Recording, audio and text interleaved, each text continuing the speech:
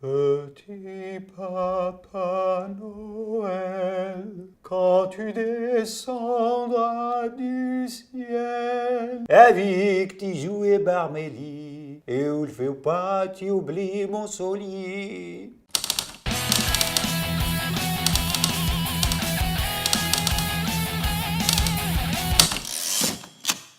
Salam alaikum. Tu savais, toi, qu'à l'origine, il était tout vêtu de vert, le Papa Noël? Et il paraît que ce serait les agents d'une firme américaine. Chut, faut pas dire son nom.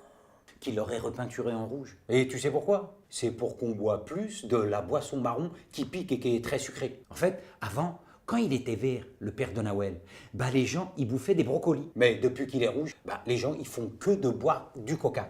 C'est pas un hadith dans le Coran, mais le nombre de musulmans, et pas que, qui colportent cette légende, c'est fou. Paraît aussi que c'est haram de fêter Noël. Si, quand t'es un vrai musulman, tu fêtes pas Noël, ni aucune des fêtes des mécréants. Nouvel An, Pâques, la fête des mères, des pères, du travail, la Saint-Valentin, rien, walou, que dalle. Quand t'es un vrai musulman, t'as droit qu'à deux fêtes, la petite et la grande. Eid Sghir et le Kbir. Que 2 par an. C'est sec comme régime. Tout le reste, c'est bid'a, innovation. Alors forcément, t'as des musulmans à un moment, ils pètent les plombs et ils te mettent de la teuf à tout va. Une naissance, une teuf. Une circoncision, une teuf. Un mariage, une teuf. Un anniversaire, une teuf. Le bac, une teuf. Le permis, une teuf. La naissance du prophète sallallahu alayhi wa sallam, une teuf, etc., etc., etc.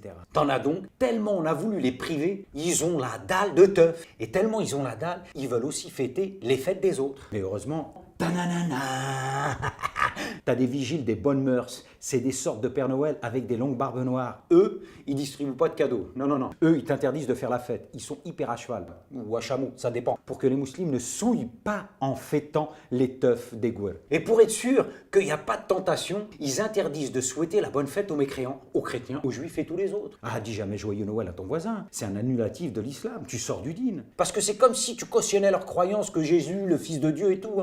Et tout cela qui veille pour que toi, tu sois pas un égaré, pour pas que tu te souilles de leur hérésie, ils font plus que le prophète sallallahu alayhi wa sallam. Ils font mieux que lui. Le prophète, il a peut-être pas dit joyeux Noël aux chrétiens de Médine, mais tout le monde le sait, qu'il leur a ouvert sa mosquée. Et pas en mode journée portes ouvertes. Ah non. Il leur a prêté sa mosquée pour qu'ils puissent venir y accomplir leur culte. Tu te rends compte? Imagine la même aujourd'hui. Des chrétiens un dimanche matin ou le 24 décembre pour la messe de Noël dans une mosquée. Si le prophète l'a fait, ça veut dire que c'est une sunna. لَقَدْ كَانَ لَكُمْ فِي رَسُولِ اللَّهِ أُسْوَةٌ حَسَنَةٌ. Vous avez dans le messager d'Allah un excellent modèle à suivre. Sourate 33, verset 21. Si des chrétiens viennent demander de faire la messe dans une mosquée, faut suivre le prophète ou pas? Faut pas leur souhaiter bonne fête. Les vigiles des consciences, les chrétiens, ils n'ont pas fait que prier dans la mosquée du prophète. Allah lui-même leur a autorisé à entrer dans le Coran et y rester jusqu'à la fin des temps. On fait quoi? Faut plus lire ces passages, on les retire du Coran. Et la prime de Noël, on la prend pas, hein? Pour ma part, n'étant pas plus prophétiste que le prophète, j'aimerais, à l'occasion des fêtes de fin d'année, adresser mes meilleurs vœux à tous mes concitoyens. Et oui, je suis un musulman qui leur veut du bien aussi. Avec tes jouets barmélis, et où le fait pas, tu oublies mon solis.